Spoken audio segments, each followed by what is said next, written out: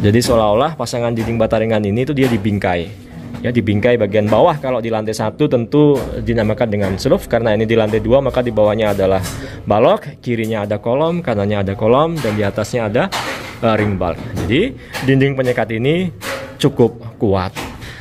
Bata ringan kita kupas sedikit dan kita masukin beberapa titik pipa conduit di sini ya, sahabat BU ya. Ini karena nanti di sini adalah tempatnya MCB, sahabat BU. Nanti MCB di lantai 2 akan terkelompok di sini ya. Jadi jalur-jalurnya kita pisah-pisah. Untuk jalur AC kita pisah, stop kontak kita pisah, titik lampu kita pisah, dan sebagainya. Ketika sudah jadi seperti ini, kelabangannya atau kop-kopannya, nanti proses pelasterannya cukup enak, sahabat BU, karena tinggal mempergunakan jidar atau bisa juga pakai kayu kasul seperti ini, dan cukup dijadikan acuan antara kop sebelah kiri dan kop sebelah kanan, dan pelasterannya tinggal digeser-geser seperti ini. Maka akan jadilah sebuah permukaan plesteran yang bagus seperti yang sudah jadi. Nah, ini dia nih hasil plesteran tim Nugroho PU.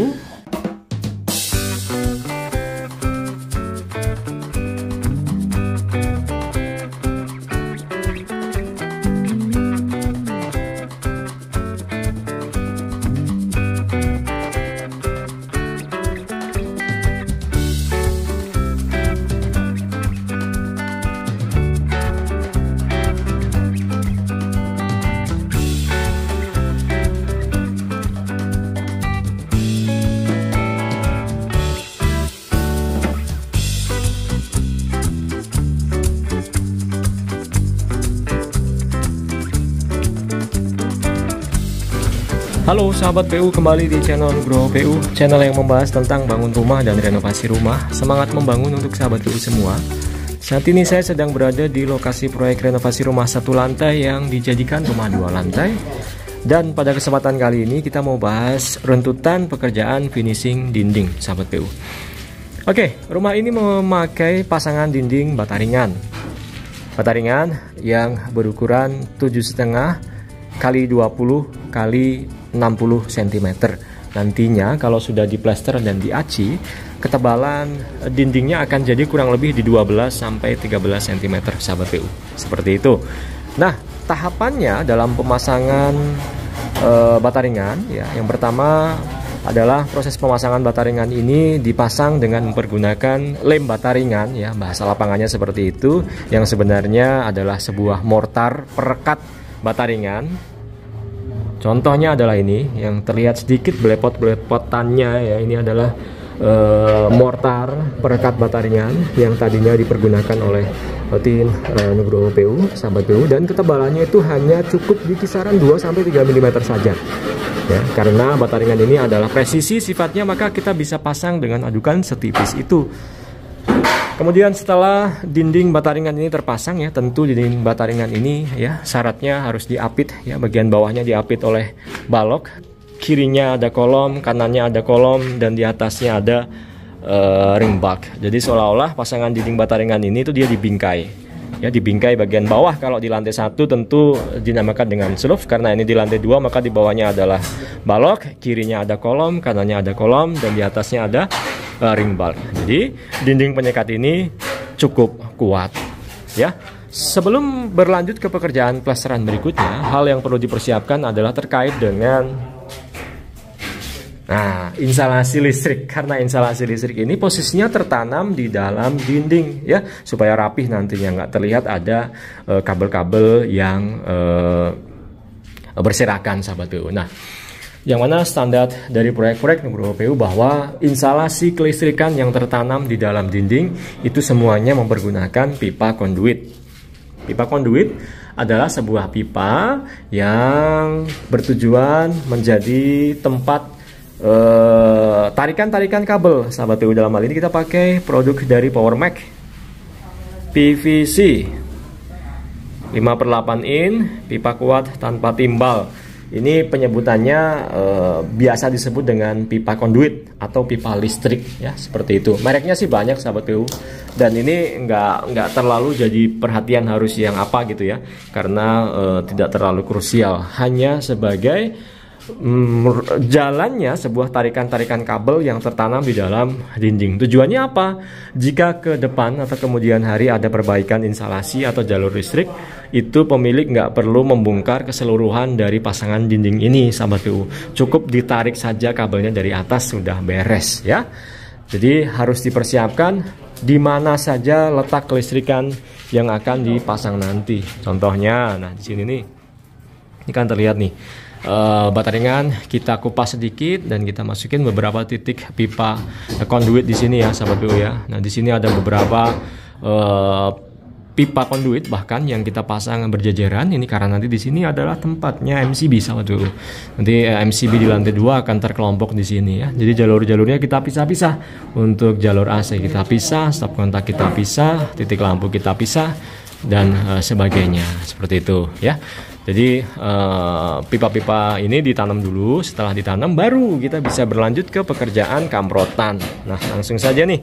Kamprotan itu contohnya adalah di depan ini ya. Kamprotan ini tujuannya adalah supaya memberikan permukaan kasar sebelum dilakukan pekerjaan plesteran pada permukaan dinding bataringan.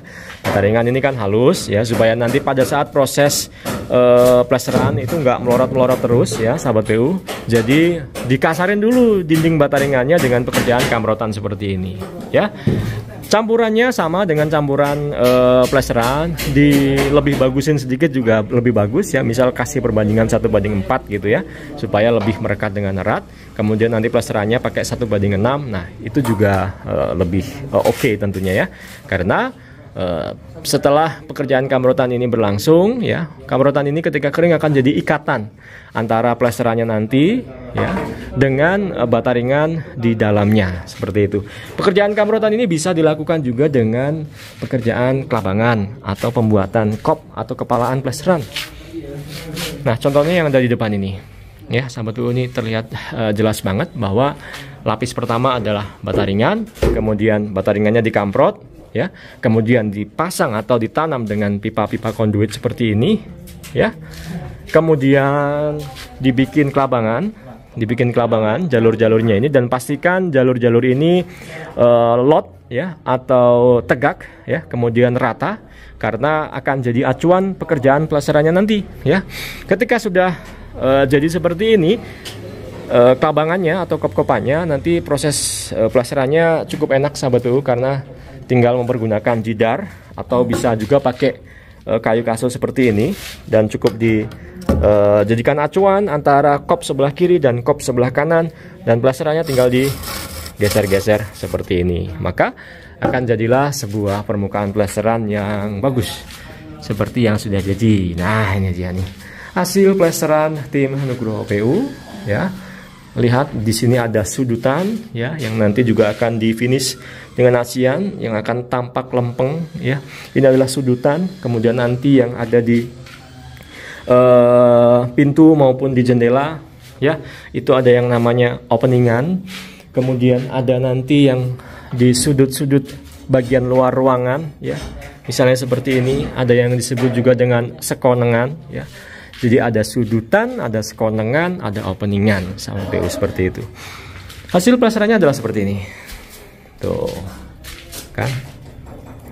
Dia rata dan memang terlihat sedikit retakan-retakan. Dan ini malah harus ya, karena ini adalah bukti bahwa proses pengeringan sedang berlangsung, sahabat PU ya. Jadi malah bahaya kalau sebuah plesteran tidak mengalami proses pengeringan, karena nanti suatu saat akan melewati proses pengeringan ini, dinding bisa rawan retak-retak, sahabat PU, seperti itu ya. Jadi nanti bagian plesteran yang terdapat retak-retak rambut seperti ini nanti akan tertutup oleh acian ya, seperti itu. Jadi plesteran yang sedang kita buat ini memang sengaja kita keringkan terlebih dahulu. Maka proses pengerjaannya harus paralel ya, sahabat PU bisa lihat. Di bagian ini belum diapa-apain. Di bagian ini baru dikamprot. Di bagian ini sudah dikamprot, sudah bikin kelabangan. Di bagian ini sudah selesai 100% malahan plesterannya, karena Ini supaya plesteran yang sedang kita bikin itu benar-benar matang atau kering secara tahapannya, sahabat PU, sebelum nantinya berlanjut ke pekerjaan acian ya. Ini terlihat nih, ini bekas kelabangan ya, ini bekas kelabangan dan ini bekas kelabangan sudah selesai ya. Berikut juga dengan pemasangan inbodusnya yang nanti akan jadi tempat dudukannya stop kontak maupun saklar. Tuh ya, inbodus di bagian bawah nanti akan jadi stop kontak, yang di sini nanti akan jadi saklar yang akan menghidupkan lampu di kamar ini, sahabat PU. Ya, runtutannya pasang bata ringan, dikamprot, kemudian dipasang pipa konduit, berikut juga dengan inbodusnya, kemudian diplester, ya, kemudian nanti diaci, kemudian nanti diplamir, dicat dasar, baru dicat.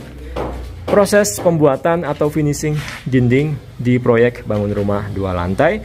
Semoga menginspirasi sahabat PU semangat membangun.